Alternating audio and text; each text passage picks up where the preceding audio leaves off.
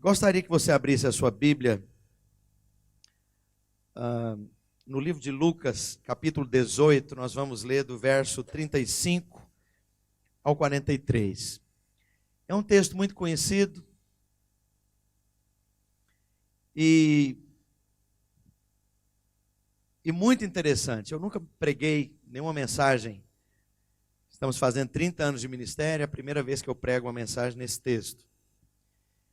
E a Escritura diz: ora, quando ele, Jesus, ia chegando a Jericó, estava ali um cego sentado junto ao caminho, mendigando.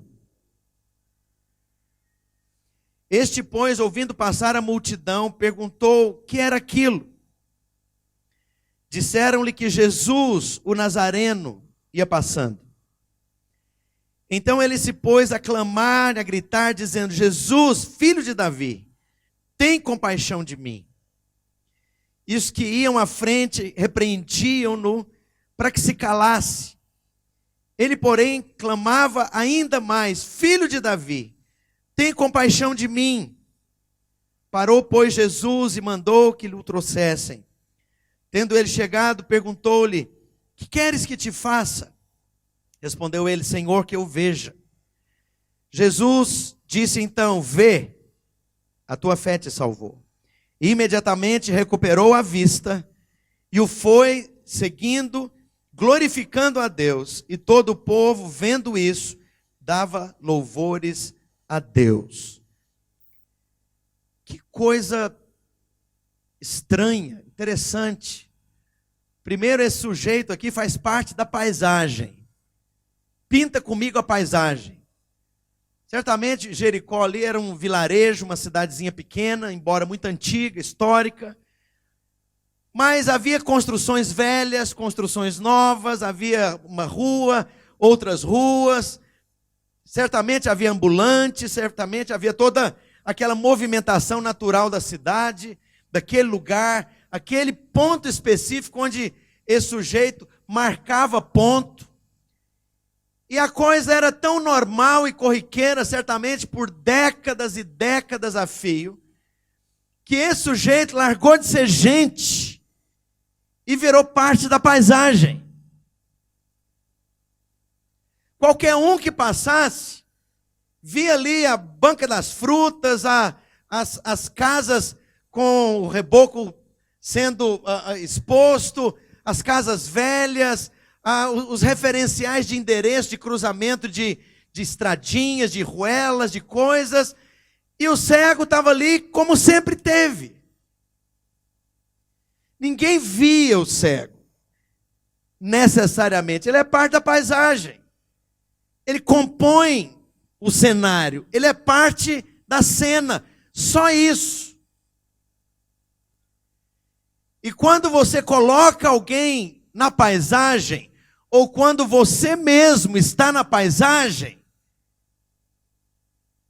você se tornou uma coisa. Você não é mais gente. Ninguém vai ver o que você pensa, o que você sente, ou seus dramas, suas dores, seus fracassos, as suas histórias. Isso ninguém quer saber, porque você está calado, compondo a paisagem. Faz parte da cena. E com esse cara aqui não era diferente. Ele é só paisagem.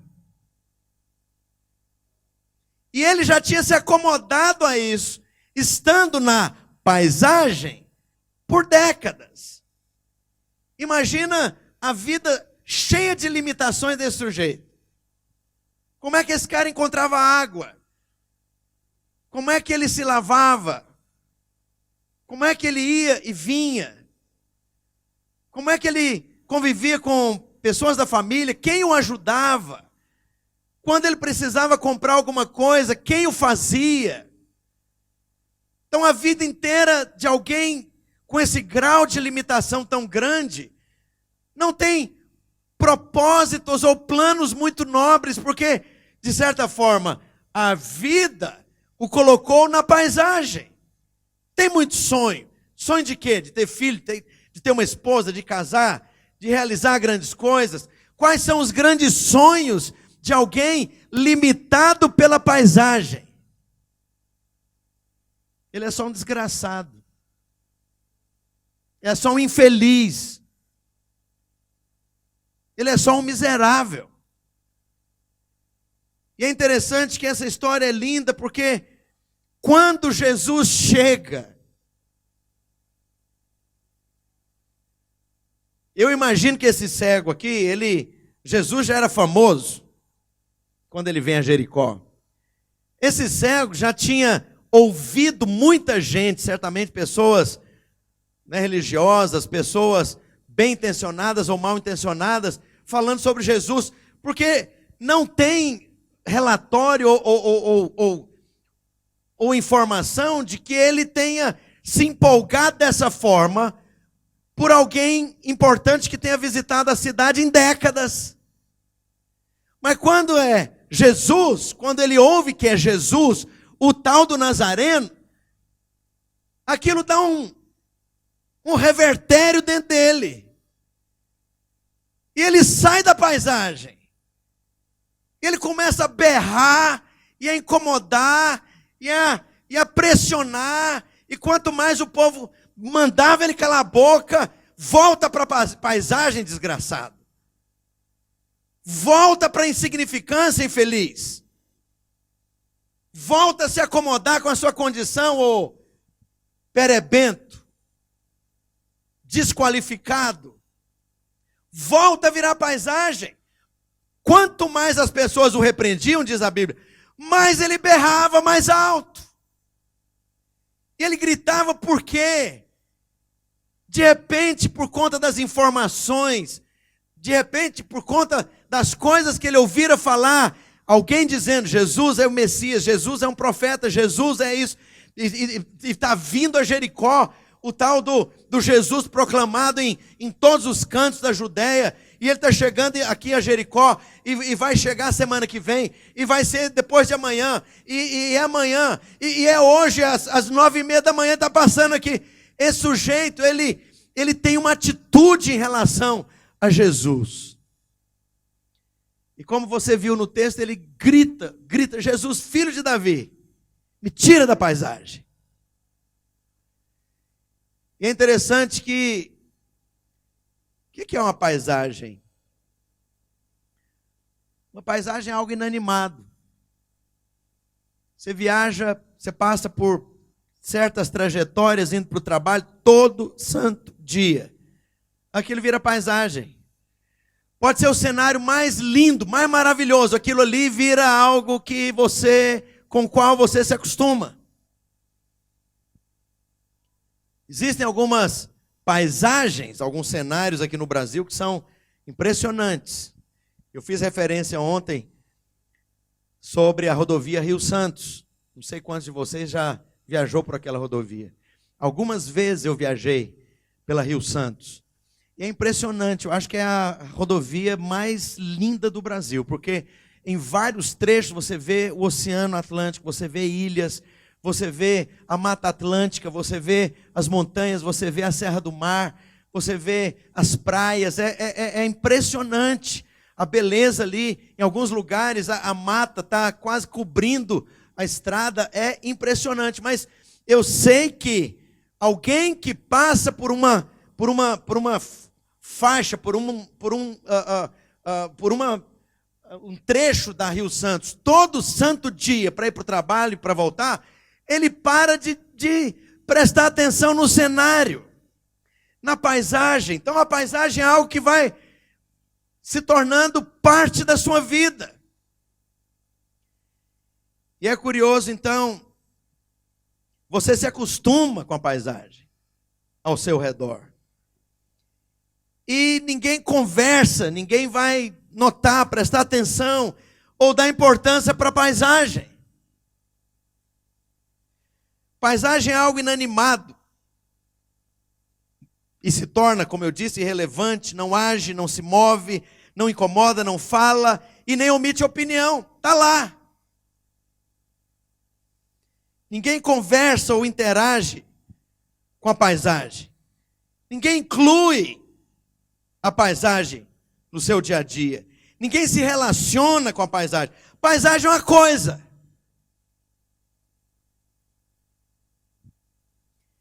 É interessante, eu indo viver nos Estados Unidos, uma coisa eu comecei a perceber a diferença da cultura americana. Os Estados Unidos é, por definição, um país individualista. Todo mundo vive para o próprio umbigo a minha vida tem a ver comigo e você não faz parte dela. E é interessante, onde você for, se você vai em lugares públicos como aeroporto, shopping, repartições públicas, as pessoas não te olham nos olhos, não tem contato visual, contato de olho no olho. E é impressionante, às vezes, até dentro da igreja. Antes de nós definirmos que a gente ia mesmo ficar nos Estados Unidos, o nosso visto era visto de turista. Começamos a orar por isso, aplicamos. E durante esse tempo não tinha sentido a gente começar nenhuma obra criando expectativas que nós não íamos poder suprir caso nós não ficássemos, caso o visto não fosse aprovado. Então, passei a frequentar uma igreja, uma grande igreja de uns 20 mil membros, na região ali do sul da Flórida. Eu e minha família, éramos 5, com a família de um outro irmão, que era da Videira de Goiânia. E eu sei que todos juntos ali, nós éramos um grupo grande, umas 10, 12 pessoas.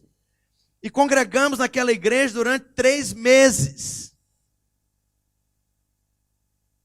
Uma excelente palavra, uma excelente estrutura física, um louvor muito bom, organizado, agradável. Mas uma coisa que me impactou é que em 3 meses ninguém perguntou qual é o seu nome. Ninguém chegou para se apresentar. Eu sou fulano, como é que está? Eu estou vendo que vocês estão visitando a igreja. Nós éramos parte da paisagem, do cenário dos bancos cheios, completamente completo de gente que se assenta, vem, cala a boca, participa de um culto e vai embora. Nós éramos paisagem.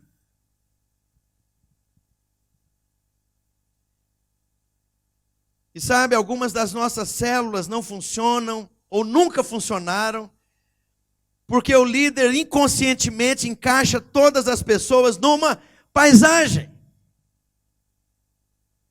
As pessoas não têm necessidades peculiares e particulares, elas são só parte dos sofás e das cadeiras preenchidos com aquela gente. E eu estou lembrando uma música. Na mesma praça, no mesmo banco, cenário.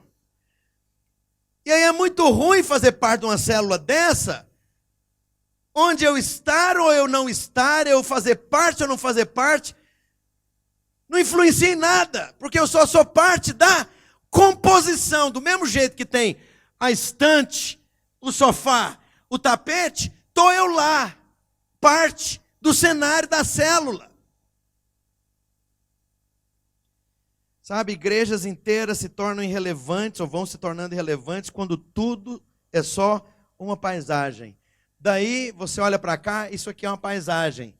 Todo domingo é o mesmo desfile, a mesma conversa, o mesmo cenário, as mesmas pessoas, o mesmo pastor, com a mesma conversa. E aí você, então, nos encaixa ou me encaixa. Eu não estou aqui, hoje eu sou. Nevou sobre a montanha. Então o cenário e a paisagem mudou. Pois é, mas semana que vem volta a paisagem original. E, sabe, a tendência é que algumas igrejas, elas vão se tornando irrelevantes quando nós, o povo, ou quem vem congregar, faz disso aqui apenas um cenário, uma paisagem. E pior ainda, quando o pastor olha daqui para aí, e eu só vejo também uma paisagem. Eu não quero saber o que é que você sente, ou o que é que você precisa, ou o que é que você necessita. E aí, a igreja como instituição, nós vamos criando áreas para atender a necessidade.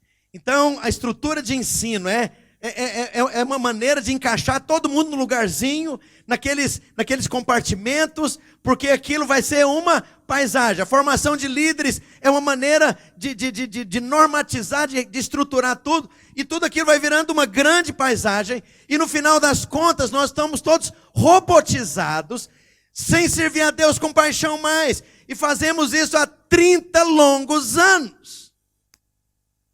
Tudo virou uma paisagem. Sabe, a única chance da igreja não ser irrelevante é você não ser paisagem. E eu louvaria a Deus se alguém dissesse amém. Mas quando é que as paisagens surgem, pastor? Quando nós não temos resposta diante de circunstâncias complexas. Quando você encontra pessoas muito difíceis.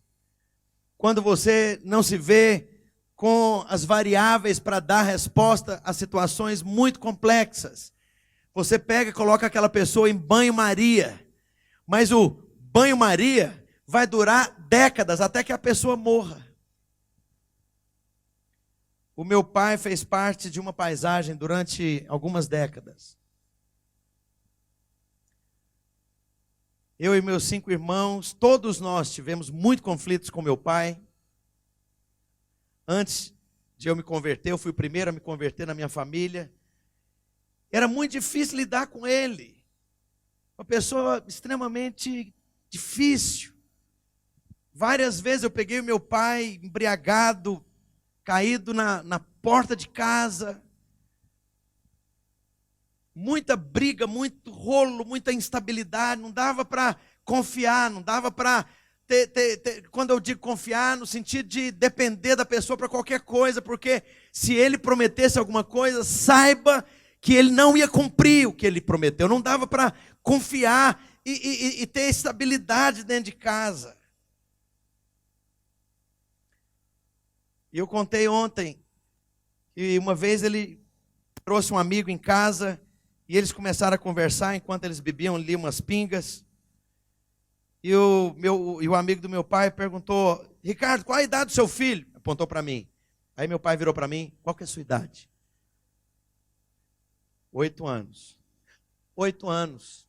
Ah, que série que ele está? Que série que você está? Eu estou na 3ª. Ah, ele está na 3ª série. Meu pai não sabia nada a meu respeito.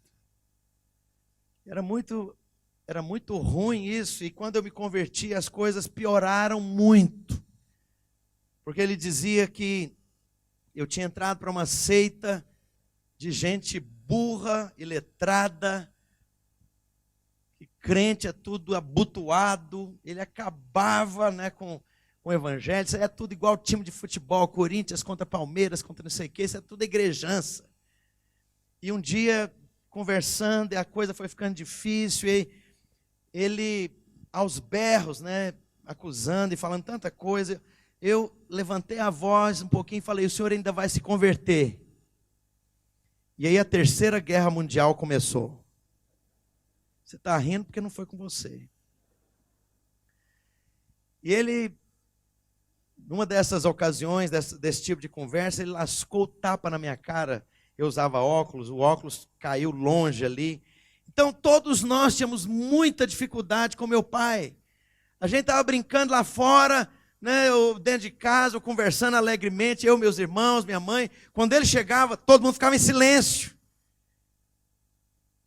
E nós fomos encaixando meu pai numa paisagem. Eu não consigo resolver as coisas no lugar dele. Então a gente põe na paisagem, chegou a encrenca. Fechou o tempo. Pinta com cores escuras, porque acabou a alegria. Eu sei que as coisas passaram, o tempo passou. Ele se separou da minha mãe, veio morar aqui em São Paulo, ele é paulistano. E foi morar na periferia, num quarto de despejo, um lugar horroroso, se embriagava, correndo o risco de ser morto aí, nessas periferias da vida, embriagado, e a coisa foi ficando cada vez pior, e Deus nos levou a algo muito estranho. Eu estou resumindo aqui, irmãos, 43 anos de história. E Deus, então, lá atrás, ainda longe desse momento em que ele tinha se mudado para São Paulo, Deus trouxe uma palavra muito clara ao meu coração, e isso afetou também meus irmãos, de certa forma, minha mãe, de parar de odiar. Porque você fala, mas você era um adolescente e odiava o seu pai? Eu odiava. Ah, mas você não era crente? Ué, daí? Pode odiar, não? Eu odiava. E aí Deus começou a falar sobre perdoar e parar de odiar. Mas perdoar do quê? Como é que eu perdoo? Ele tem que receber de volta o que ele deu ou o que ele nunca deu. Essa ausência, essa truculência, essa brutalidade, ele tem que receber de volta. Então, tá bom, você perdoa, você para de odiar. Mas eu não amava. E o meu pai continua na paisagem. Aí Deus levanta e trabalha, não sei o que e tal, para a gente perdoar. Tá bom, então agora eu já não odeio mais, agora eu perdoei. Perdoei, mas não cheira nem fede. Não enfrói nem contribui. A pessoa continua na paisagem. Está perdoado. E aí Deus começou a falar conosco sobre amar o meu pai. E aí o negócio foi difícil. E decidimos amar. E eu decidi amar. Isso foi um processo longo e doloroso na vida dos meus irmãos também. Amar o meu pai. E aí vem esse momento em que ele está morando aqui na periferia de São Paulo. E aí, isso foi 99, no final do ano. Deus deu uma palavra então para mim. É hora de honrar o seu pai. Honrar pelo quê?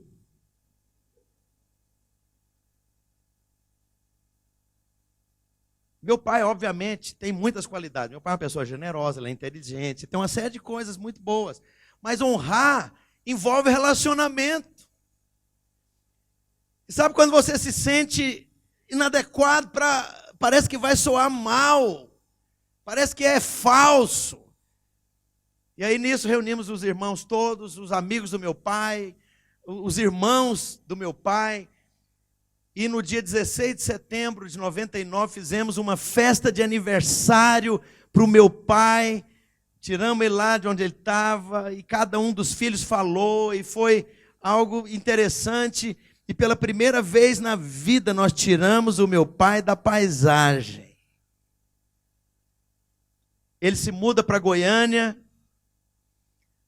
Ano seguinte eu vou pregar em Goiânia. Estou sabendo de nada. Deus me deu uma palavra honrando as fontes. Estou pregando na videira de Goiânia, igreja pequenininha, 700 pessoas. E daqui a pouco é recepção do encontro. E quando eu vejo, meu pai tinha ido ao encontro, meu pai se converteu no encontro, meu pai teve uma vida transformada no encontro. E aí aquela figura, no final do culto, vem cumprimentar o pastor.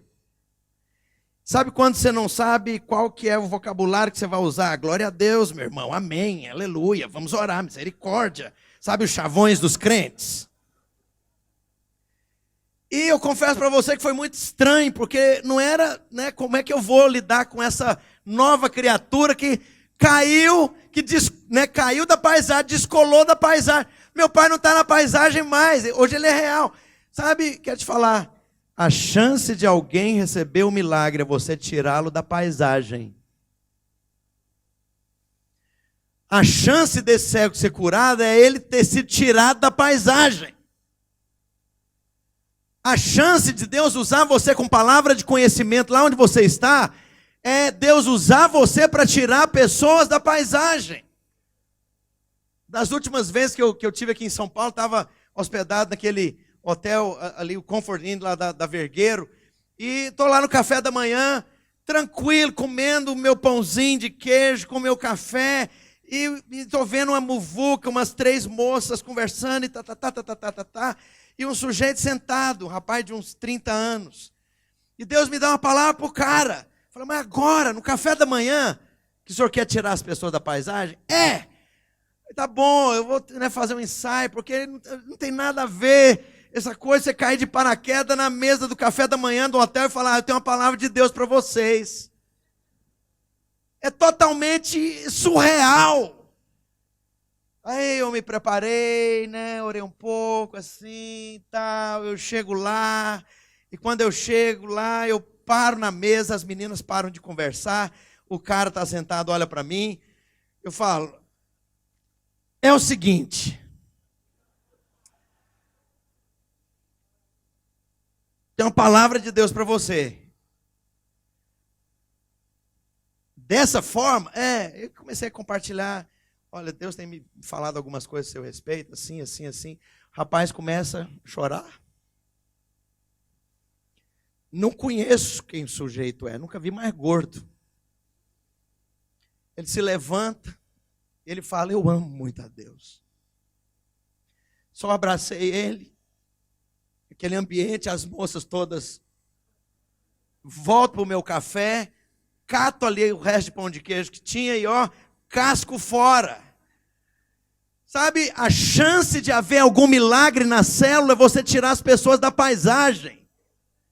Delas voltarem a ser gente. Gente com história feia. Gente com história complicada. Gente para a qual você não tem resposta. Gente complicada, bruta, truculenta, que te incomoda. E algumas pessoas, elas têm a capacidade de tirar o pior de nós. Essas pessoas você põe na paisagem, ignora, faz de conta que não existe. E tem gente que não dá para deletar. Você não deleta sogra. Você não deleta cunhado. Você não deleta certos primos. Que faz parte, vai encontrar lá no Natal na casa da sua avó todo ano. Mas quando não dá para deletar, tem uma saída, põe na paisagem. Você encontra com a sua sogra, sai aqui, entra aqui, sai aqui, viu? Oi, como é que está a senhora? Tudo bem? Tá, nós somos... Não dá para ser amiguinho de certas pessoas. Falei sobre sogra, mas a minha sogra é minha mãe. A minha mãe é uma mãe para minha esposa também.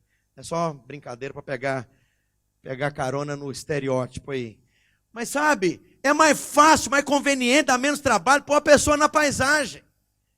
Filho que está vivendo uma crise muito difícil, para a qual você não tem resposta, põe o filho na paisagem.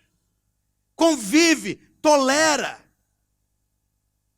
Mantém uma distância segura para se ferir menos. Especialmente quando as implicações emocionais são muito duras. O que a pessoa fez, o que a pessoa fala, como a pessoa reage.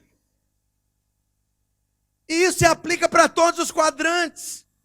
Alguém que tem uma doença que não tem cura e para a qual você não tem resposta, põe na paisagem.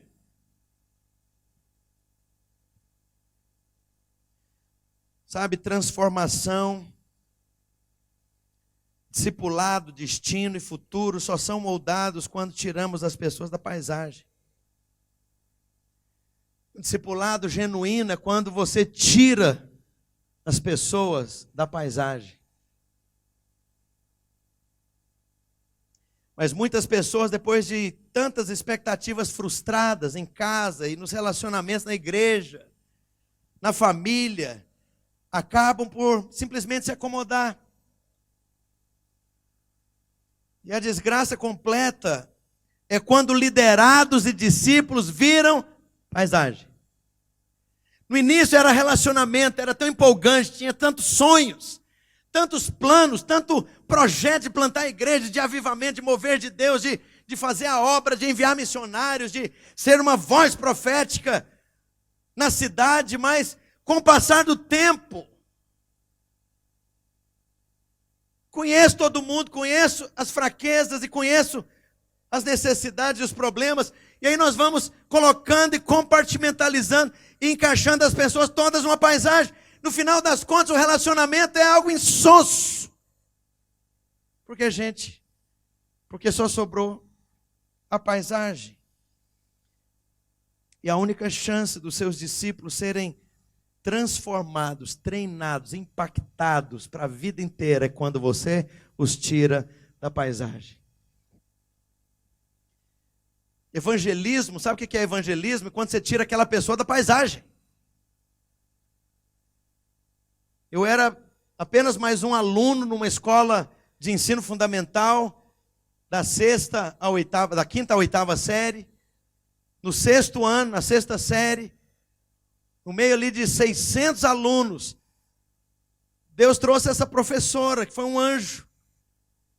E no meio daqueles alunos todos, tantas crianças, ela pegou aquele garoto magricela, sardento, perna fina, que não era um gênio, que todo ano ficava de recuperação especial. E ela me tirou da paisagem, e ela me amou, e ela me deu uma Bíblia, ela falou de Jesus, e ela me levou para a igreja, e eu fui salvo. Fui salvo por quê? Porque aquela professora me tirou da paisagem. Sabe, nós acostumamos com isso, convivemos com as pessoas na padaria, todo dia a pessoa da padaria não faz diferença, ela só faz parte da paisagem onde eu compro pão.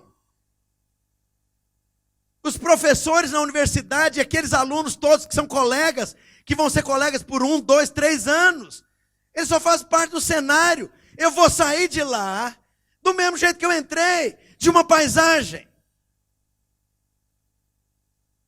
A vizinhança é só uma paisagem. Mas a única chance do seu marido, da sua esposa, dos seus filhos serem impactados, transformados e salvos, é você tirá-los da paisagem.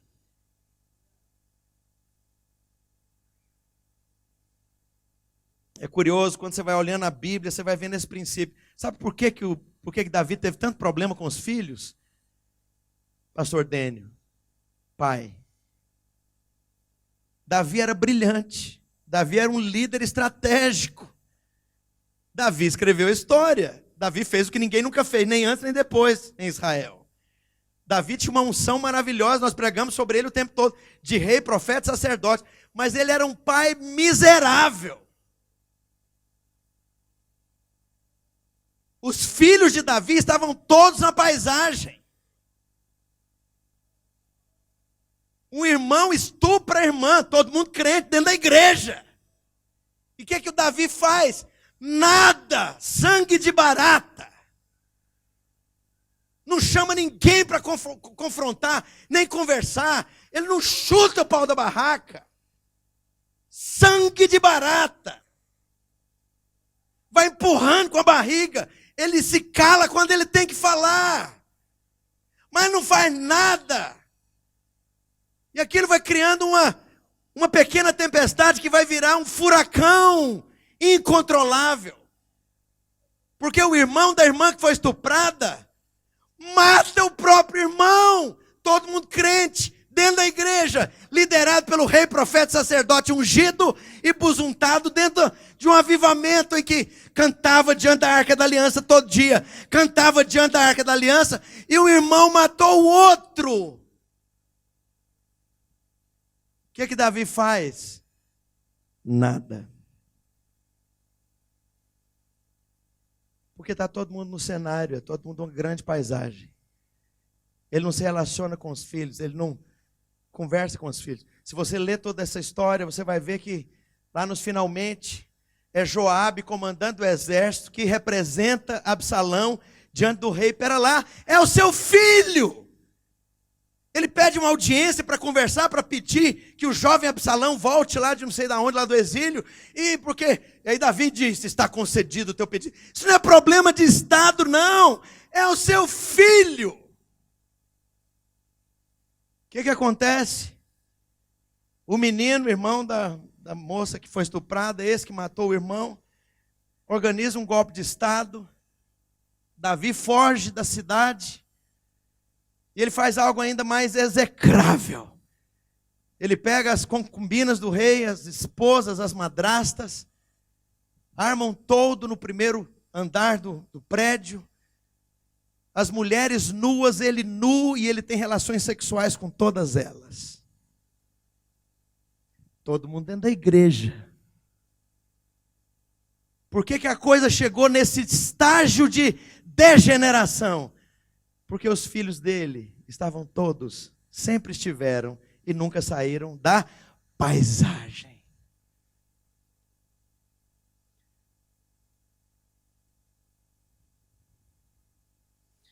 E aqui, fazendo outra referência à Escritura Sagrada, toda a paisagem, em Gênesis 1, Deus cria pela sua palavra. E disse Deus, haja firmamento, ouve. E disse Deus, haja porção seca, e ouve. E disse Deus, haja vida, haja luminares, haja, e ouve. Mas para criar você, Deus tateou você com os dedos. O que ele está querendo dizer com isso? Paisagem é paisagem, mas você é tão especial que eu vou tocar com a ponta dos meus dedos todos os seus orifícios. Eu sei de todos os detalhes de você, por dentro e por fora, porque eu te tateei. E quando Deus quer salvar o homem, Ele não baixa um decreto lá do céu. Ele vem e se faz parente próximo para andar no nosso meio. Por isso que o cristianismo é a única religião que tem resposta para quem não presta. Todas as outras religiões é para quem é bonzinho. Quem for bonzinho vai para o céu. Quem for bonzinho vai receber alguma coisa. O cristianismo é para os desqualificados, os desajustados. E quando você vai lendo lá que Deus, que é todo divino, é completamente sem corpo físico. Ao se encarnar, ele tem uma genealogia. Por que ele tem que ter uma genealogia? Porque ele tem que virar parente próximo, ele tem que ter referência. Quem que era o bisavô, quem que era o tataravô, quem que era a avó. E você vai percebendo, se você lê a história de quem compõe aquela genealogia, não tem gente, tem um bocado de gente ali que não é flor que se cheira. Faz parte da genealogia um Isaac que estava na paisagem e que punha todo mundo na paisagem também. Há uma briga entre Jacó e Esaú, e Jacó foge ameaçado de morte. Todo mundo crente dentro da igreja. E é para essa genealogia que Jesus vem. Tem histórias de adultério, histórias do arco da velha, coisa horrorosa. E a Bíblia diz, ele não tem vergonha de lhes chamar irmãos. Sabe, deixa eu te falar, não tem desgraça nenhuma no nível tão grande que Deus deseja colocar na paisagem e largar para lá. Deus enfia a mão na história para sujar os dedos, para tirar você da história, e não tem problema nenhum que é tão grande para o nosso Deus, que Ele desista de você ou de alguém, quem quer que seja. Não interessa qual tipo da desgraça. Ele é especialista em tirar seres humanos da paisagem e dar uma resposta e um caminho de esperança, de transformação. E voltando para o cego, finalmente, há duas coisas importantes aqui. Essa palavra dessa noite, Jesus está dizendo de maneira muito clara, o Espírito Santo está falando para você, sai da paisagem. Para com esse negócio de chegar atrasado e sair antes de terminar. Para com esse negócio de escolher lugar para sentar onde ninguém vai te incomodar. Vem incógnito e sai incógnito. Sabe, sai da paisagem na sua célula. Concordo com tudo, por isso eu estou aqui.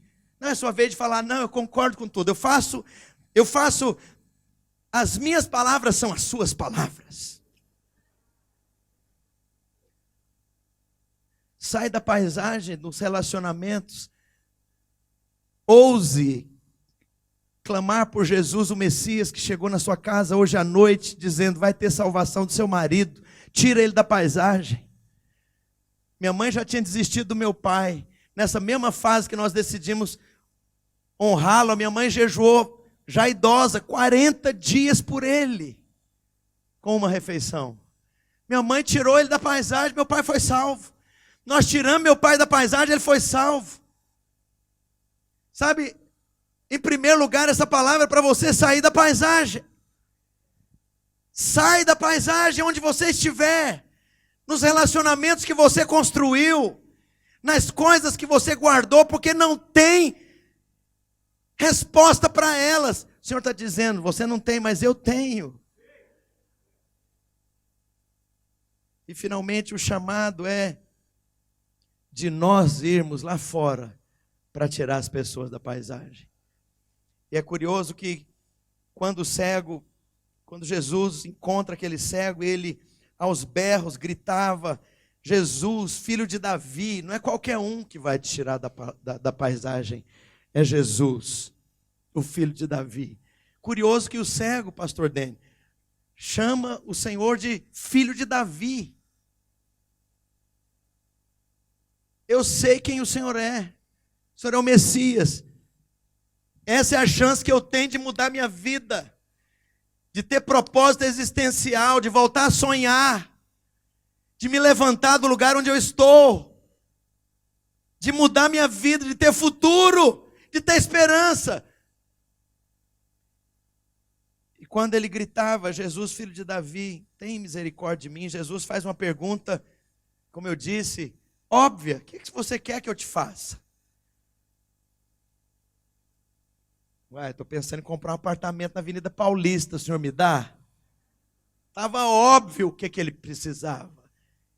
Mas Jesus precisava que ele decidisse sair da paisagem. Eu quero ver. E aí na cura, a cura não foi só a restauração de um órgão e de uma habilidade fisiológica, humana, de visão natural.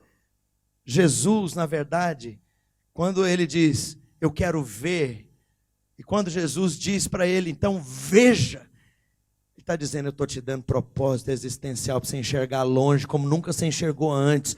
Eu estou te dando razão existencial que você nunca viu e nunca teve. Eu estou abrindo caminho diante das coisas mais difíceis que você achava que era para desistir diante delas. Você vai ver o que você nunca viu, você vai entender o que você nunca entendeu, você vai interferir, você vai tocar onde nunca tocou, você vai avançar por onde você nunca avançou. Isso significa ver. Senhor, que tu queres? O cego, ouvindo Jesus falar, que tu queres que eu te faça? Eu quero ver.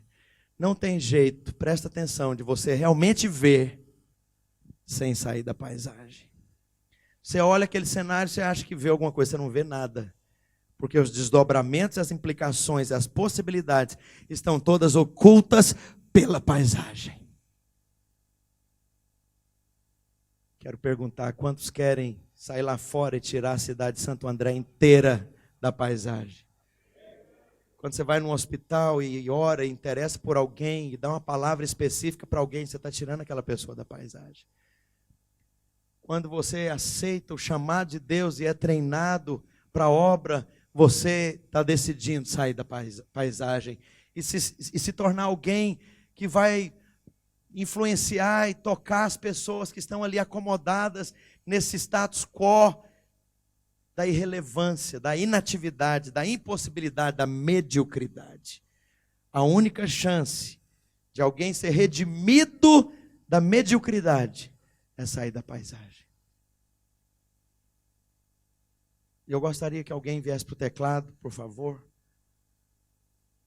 Aqui à frente. Quero te convidar a fechar os seus olhos, assim como você está, e a responder a Deus.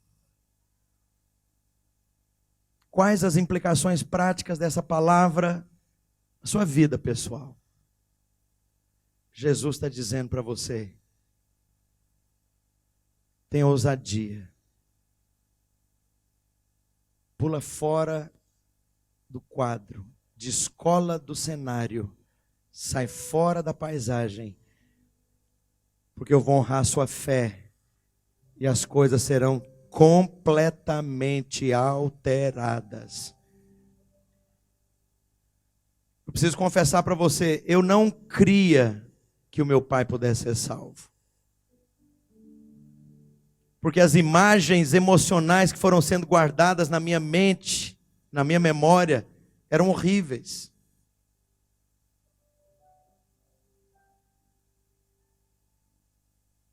Mas deixa eu te falar uma coisa, o Senhor não está pedindo que você seja maior do que as suas emoções. Ele está pedindo simplesmente que você o inclua na circunstância que se chama já. Jesus chegou em Jericó. Jesus chegou no seu cenário. Eu gostaria que você clamasse: Jesus, filho de Davi, tem misericórdia do meu casamento. Jesus, Yoshua, filho de Davi, tem misericórdia do meu filho, da minha filha. Oh, Jesus, filho de Davi, tem misericórdia da minha saúde. Oh, Jesus, filho de Davi, tem misericórdia da minha célula. Oh, Jesus, filho de Davi, faz uma revolução naquela célula, de modo que haja um avivamento ali. E aquele prédio, aquele condomínio inteiro seja abalado por conta das coisas gloriosas, de sinais, prodígios e demonstrações de maravilhas que serão realizadas ali, porque o Senhor chegou.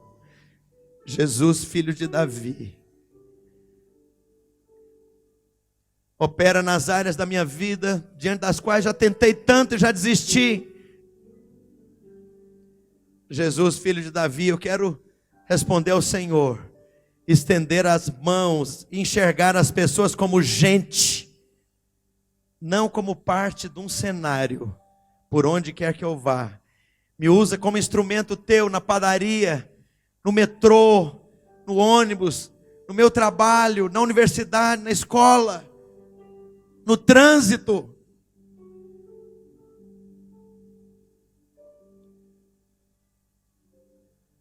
Uma pessoa foi para a igreja porque teve uma batida, a pessoa estava errada, o irmão abriu a porta do carro, foi lá, e a pessoa toda constrangida, já pedindo perdão, porque estava esperando os impropérios, e aquele irmão disse: não, eu vim aqui para saber como é que você está bem?